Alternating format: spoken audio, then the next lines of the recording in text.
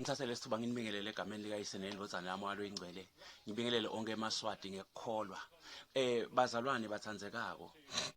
Ngiyitaneta indzaba lapha sihloko sami sanamuhla sithi #the good works of ANC government #the good works of ANC government. I-theme yale ndzaba yami yona itawuthi ke ANC sweet aroma, the ANC sweet aroma. Ngikhulumile kanyenti ngathi lamhlabeni kude indvo lenebubi nebuhle bayo. I mean lenebubi lede buhle bayo futhi kude indvo lenhle lede bubi bayo lamhlabeni konke kukhona nakunendvo lenhle nebubi bayo futhi kanjalo bukhona. Namhla ke ngifuna nje kutobuka buhle be-ANC government, the sweet aroma ye-ANC government kuyavakala. Ngicela lokho ukuthi nawubukela le video lo ushaye tandla uvule le nhliziyo yakho ibe mhlophe. Nine bethi inhliziyo leti lukhuni lenincinda litshe liphuma ingati. Ngicela kuthambisa inhliziyo teni moya ingcwele asekanyenyete. Ingati ya Jesu aseke inigeze bantu sebake bahlandeke enhlitweni tabo kuphume ebusathane kuphume inhlitiyo lembi ngoba ngilethe ini isweet aroma. Uthi lomunye ukhulumelani ngeANC ngoba ngawukhuluma ngeSwatini. Listen to me very carefully. Emave onke emhlaba ayathekelana lwati futhi emave onke emhlaba ayacooperate ayabambisana. Lomunye ufunza kulomunye kuyavakala. La eSouth Africa sekuqale kudla etikolweni zondle. Uqale kuphi izondle? Uqale eSwatini. Bamfunze eSwatini. Nala South Africa sekaqalile letinye tindzawo emaguma lokuphekela tinzanzane. Kuqale kuphi lokho? Kuqale eSwatini. Therefore ayathekelana kuyavakala. Asesigijimeke ngilokhuluma ngala ndlela. Lele ngilokhuluma ngako kukhona eSwatini but ngifuna ukukhuluma ngako ngala eSouth Africa so that people bato pay attention bakulalele bakuve bese sebathi trace back ema steps bathi buka bona. Asesingene ehlangothini la kahulumeni la letema business. Uyathi uma siqhamuka ehlangothini letema business government we-ANC ngimniketa 95% usebentile futhi uyasebenza kakhulu. Masikhuluma ehlangothini letema business kunyenti lokuhle la kwendako. Asesiqale nje ngebusiness yona ngekwayo. Kuvula ibusiness la eSouth Africa it's one of the simplest and easiest things. Most of the time leti ngcabekelwane tincane futhi tikuthola endleleni letinye takhona depending on the nature of the business anyway. Especially kuma SMEs, the small medium, lapho leti ngcabekelwane khona tincane kakhulu. Letinye takhona utilungisa along the way as uqhubeka. Futhi lenye indwe lengithandza ngegovernment eSouth Africa nayi. Asengibekise ngithi uqabanga ukuvula ibutchery. Na uvula ibutchery lethe uvula ibutchery township noma ekhathe edolobheni noma in a village wherever uvule ibakery. One good imiqabo lodibana nayo uyavula nje as easy as and as fast as possible. Uthi nase uvulile baphindze lo hulumende aku encourage ukuthi msakubuka ibakery, I mean ibutchery kuphela, but la kule butchery yakho ufaka lishelufa ufaka igrocer. Now uthi athi lalela la kule butchery yakho ufaka lishelufa ufaka ema veg ufaka ema fruits. Athi la kule butchery yakho ufaka yenda nelisayidi lapho wende i-restaurant khona la kule butchery yakho. Uthi kusenjalo ukuthi no it's not enough. Khona la kule butchery yakho futhi faka faka vula noma ibakery khona la kule butcher ugcine wende konke everything longayikhona la kufiyelela khona emandla akho konke kuvumelekile uyakwenda under one roof under one shop uyakwenda konke. Lokho kwenda lokho ukuthi lama sales akho a increase ukuthi noma ngabe mhlambe bota ukhubatela kuloko lethe maybe ku-butchery side uthole ukuthi soyaboosteka ku-restaurant or soyaboosteka ku-grocery or soyaboosteka ku-fish and chips ngoba konke ukwenda la. Uyayibona mosentwe le bayakwenda lokho kuyenteka ke la South Africa lo cishe ungathi mhlawumbe kuba strict khona kuma malls but kulele tinye tindzawo ngahalala. Kanti ke eSwatini uma ngabe lethe urana butchery nangabe mhlambe sowune space ukuthi inyalo ufuna kwenda i-restaurant sekufuneka i-license yale restaurant nangabe manje sowufuna ngeta i-bakery sekufuneka i-license ye-bakery lapha uyakubona mos leti ingcabekelana tiba tinyende vele ufacea i-challenge kaminister ka-comments nakubo inspector kunyendlelele bakulwisayo nemaphoyisa ini hey wena uyi-bakery seyifunani i-butchery or seyifunani i-restaurant seyifunani uyabona mos kuthiwa sticker entweni yinye noma ngabe lento ayisucceed uyabona emaseza that is what lokugcina kwendeka ukuthi abantu bagcine bawile kubambelele entweni now uhulumende ka-South Africa akagcini ngalokho mase sikhuluma ngasehlangothini leti imali la South Africa uyatapuna nje iyandonza nje iyanqinqa imali la South Africa lokubhlungu ngaleli vele la South Africa nginako ngiseta ungena kulenza bayimali lokubhlungu ngaleli vele la South Africa nginako uNkulunkulu angathi noma uNkulunkulu noma ngisathane lo wabalaya labantu ba South Africa iSouth Africa wayijuka imikhono abantu bakhona wabenda bangemavila lamavila akavilane labitwa ngekuthi bovilakati ngemavila voqo baba ngilabantu lapha abavilaphi bayahlola abantu be-South Africa.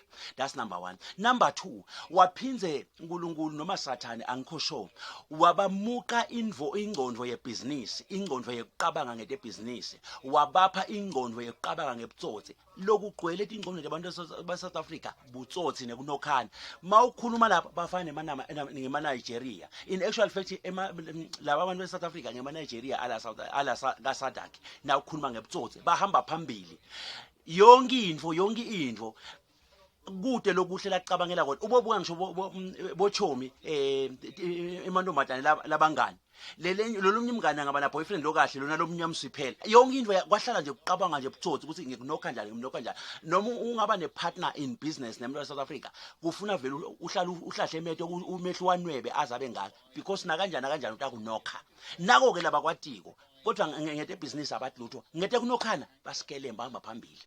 That's the bad side.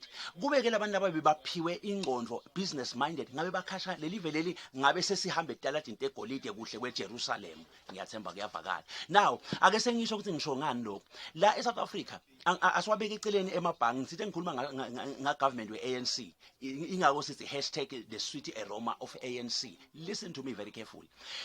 ANC government usungule tikhwama ema-schemes lamanyendi lamangalisako lamanye a-countrywide lamanye a-regional a-province angema-province ngema-province leto tikim leto ngeti-province ukuthi le scheme sase-KZN lesi scheme sala e-Eastern Cape scheme sase-Kapa scheme sase-North West scheme sase-Mpumalanga scheme letikim le atiniki imali ngumhlolo nemali yakhona phela ngummi wakathatha ligama lato. Let me make a few examples. Kuna nye tikim letibolekisa bomake letinika bomake imali bayagroupana nje labantu babe ngitheni isicishe sifana naseseswatini siniki grant asiniki i-loan siniki grant bagroupana nje babe ngitheni bahambe botapuna le mali babuye nale mali basebende bathuthuke but nake lokwendako bayagroupana labo make la mamba botapuna le mali baqale kulwela le mali isengaka clock ne-clock account baqale kulwa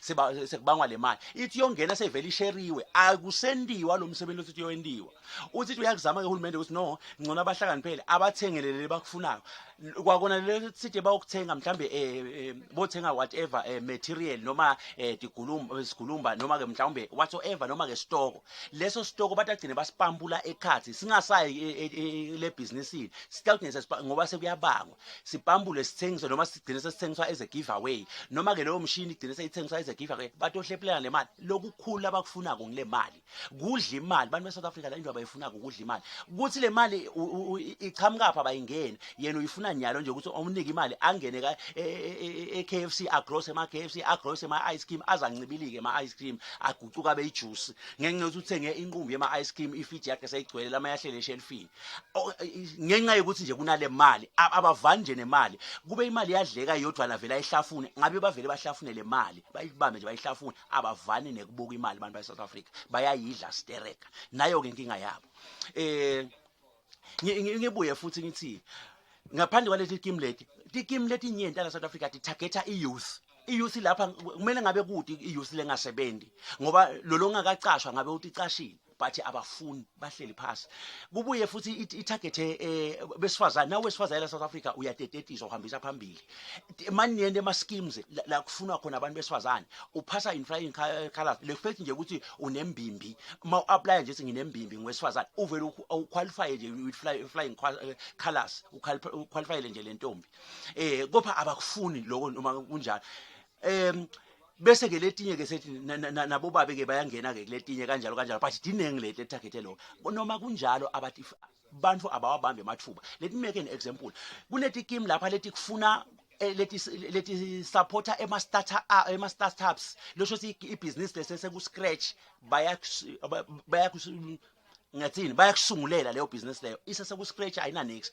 Kuneti team leti njalo leti khona ukusupporta la kunaletinye leti kufuna so operator 3 or to 6 months kunaletinye leti kunika ligaba ukuthi okay sifuna ukuthi ngenyanga at least ibusiness yakho yakhe 30,000 then bona bakunika $500,000 kuya eTulu. Can you imagine lokho ukuthi ibusiness yakho iyasebenza ngenyanga yakhe 30,000 that means 1,000 a day 1,000 a day ibusiness yakho nangabe yenda 1,000 a day mawuya kuleti team letu uyaboleka from $500,000 going upwards. Can you imagine how simple it is? Kude sibambiso lesinye lo tasikhipha ngetulu walo ipaperwork naku lokumgcoka la South Africa number 1 uregister company uregister either a sole proprietary or a company ukuthi nema directors ne partnership whatsoever. Register a company, a fully registered company. That's the most important thing. Uphinde register ne VAT even when that logo 99% walo msebenzi soqedzile. So uyabuya ke lapho solungisa ipaperwork whatsoever labathi sifuna nako nase wenda lena kanjani nase uapply mhlambe sibathi okay sifuna ibusiness profile sifuna uregister bo CSD sifuna bo BBC but anyway lokunye kuhambelana necompany iregistration sifuna ini sifuna ke manje usendele ibusiness plan kulo letinye tikimti ayifuna ibusiness plan sifuna lo so wenda nje leyo paperwork leyo. Let me put it like this. Let's say you have 10,000 in South Africa.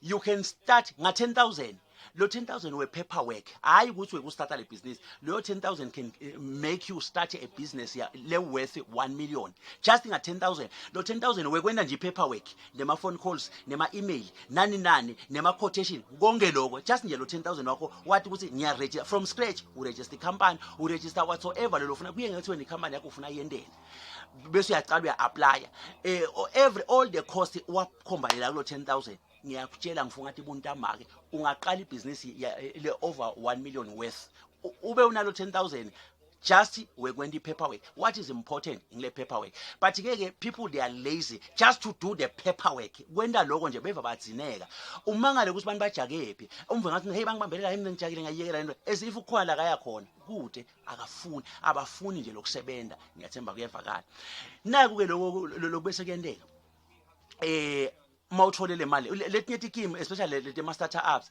lapho ke bathibekela nangabe business is new bakubekela ukuthi okay maybe let's make an example no before even ngifike lapho asengikhulume nganaba labancane kakhulu kunalaba thola ema grants abo 10,000 grants for free laba bethi phaza for shop but nabo labo abasebenzi next bayehluleka bayawa igrant into longayibuyiseli behluleke labethi phaza shop bese kuba nalama business lama bacategorize. Let's say mhlambe kuthiwa wena shisa nyama kuthi andashisa nyama maybe ungaboleka 350,000 ngiyabekisa uboleka 350,000 kulo 350,000 loyo lo 50,000 ukuthiwa siyakupha igrant lo 300,000 nguye lo tambuyisa back yi loan lo 300,000 but lo 350 lo 50,000 yigrant siyakupha.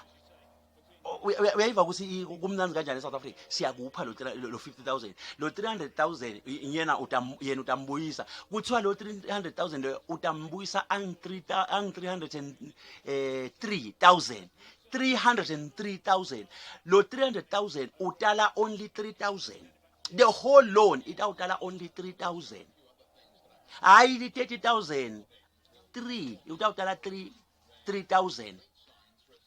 Can you imagine lo this is how cheap is this thing. Ayikhuli leyo mali mangabe bathi uyibhadale in 2 years utayibhadala injalo inalo 3000 hayi ukuthi ngeminyaka injalo. Nangabe bathi uyibhadala in 5 years utayibhadala lo 300,000 ana 3000 kuphela hayi ukuthi ngeminyaka kuphela the whole loan. Uyayibona info le? You see how sweet it is. But kude abantu ababamba kwalamathuba lawa hayi ngoba akekho akhona lamathuba abantu babhizi ngani babhizi etitalatini babhizi ngecomplain babhizi ngekwenta ini. Nginilethela nje le sweet aroma kuze abantu ba-understand ukuthi kulokunye bo-government bayasebenza ngulabantu labangafuni lokusebenza kube abantu base-South Africa bebangavala umlomo bafune ukusebenza bayekele butsotsi bayekele wema-shortcut nyalo besebenza tinyoka bakhathe laba nje lababhizi bahehla titalati bacima bogesi bajuba tinzabo bogesi. These people uyabona ukuthi abaphila nhlo and abantu lawo uyabona banayo knowledge bayakwathi ukukhatha gesi bebendelo leyo knowledge leyo kuthatha le knowledge leyo ayifake phasi ibe business ahamba athatha imali abuye lo muntu asebende ayekele kuhamba estradini abe liphara ajube bogesi aqime emadolobha ahamba othengisa inanjani labanye bashaye ngilogesi bafe afele lide imali ikhona abantu abafuna ukusebenza. Ngalamagama lawa ngithi nani Maswati ngicela nikhuthatheke bohulumende bayezama ngawubuya kwaseSwatini ukuthi yena wenene yebo ngisho ngathi kude bubi lobude buhle kude nebuhle lobude bubi kodwa kwanyalo inkosini busise nisale kahle emakhaya.